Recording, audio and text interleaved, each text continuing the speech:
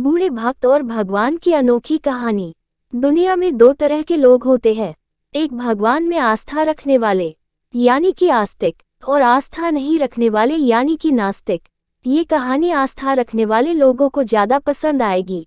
हो सकता है इस कहानी को पढ़ने के बाद उनकी आस्था और ज्यादा पक्की हो जाए। एक आदमी जो जीवन भर राम नाम जपता रहा, अब वो बूढ़ा हो गया था। बूढ़ा ही नहीं हुआ था, बल्कि इतना कमजोर हो चुका था कि अपनी जगह से बिना किसी सहारे के उठ भी नहीं पाता था। ऐसी स्थिति में भी उसने कभी राम नाम को अपने से अलग नहीं होने दिया। वो पूरा दिन मन में राम नाम लेता रहता। राम नाम की वजह से उसे अपनी तकलीफों को सहन करने की शक्ति मिलती। बूढ़े हो चुके इस आदमी को दो बेटे थे जो उसे नित्य कर्म करने में मदद करते। शुरू में वो बिना कहे ही खुद अपने बूढ़े बाप की सहायता कर दिया करते।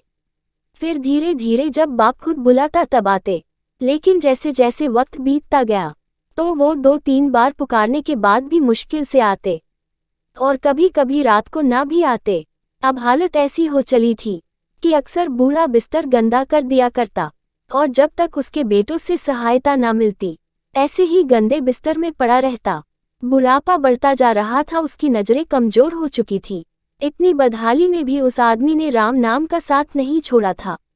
एक बार बूढ़े को नित्यक्रम करना था। उसने आवाज लगाई और अगले ही पल किसी ने उसका हाथ बड़ी कोमलता से पकड़ा और उसे नित्यक्रम करवा कर उसके बिस्तर पर लिटा दिया। यह अब रोजाना होने लगा। जब भी बूढ़ा आवाज देता अगले ही पल उसकी मदद करने के लिए कोई आता और उसे उसके सारे काम कराकर वहां से चला जाता। नजर कमजोर हो चुकी थी, देखकर बूढ़ा उसे पहचान नहीं पाता था, लेकिन बूढ़ा जानता था कि यह उसके बेटे नहीं हो सकते, और वह स्पर्श भी उनके बेटों का नहीं था। एक दिन जब बूढ़े आदमी ने अपने नित्य क्रिया करने के लिए अपने बेटों से मदद मांगी तब अगले ही पल उसे फिर से वही मुलायम वाला स्पर्श महसूस हुआ। सारा काम खत्म करने के बाद बूढ़े आदमी ने उस व्यक्ति का हाथ पकड़ लिया और उससे पूछा, सच सच बताओ, आखिर तुम हो कौन? तुम मेरे बेटे तो नहीं हो सकते। बूढ़े के सवाल के साथ उसके कमरे में बहुत तेज रोशनी हुई और प्रभु ने अपने दिव्य अवतार में वहां पर दर्शन दिए।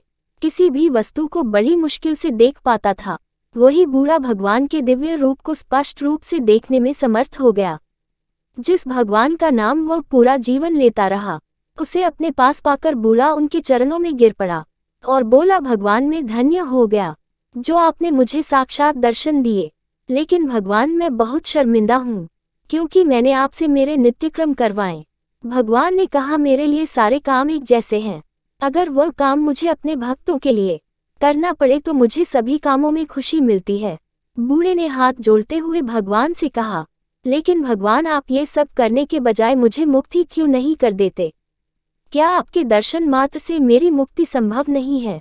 ये सब प्रारब्ध की वजह से है। तुम्हारा प्रारब्ध बहुत कठिन है। अगर मंद होता तो मेरे दर्शन मात्र से तुम मुक्त हो जाते। मैं चाहूं तो तुम्हें अभी मुक्त कर सकता हूं, लेकिन फिर अगले जन्म में तुम्हें प्रारब्ध को भोगने के लिए आना पड़ेगा। इसलिए मैं तुम्हें खुद तुम्हारा प्रारब्ध काटकर मुक्त करवाने के लिए सहायता कर रहा हूं।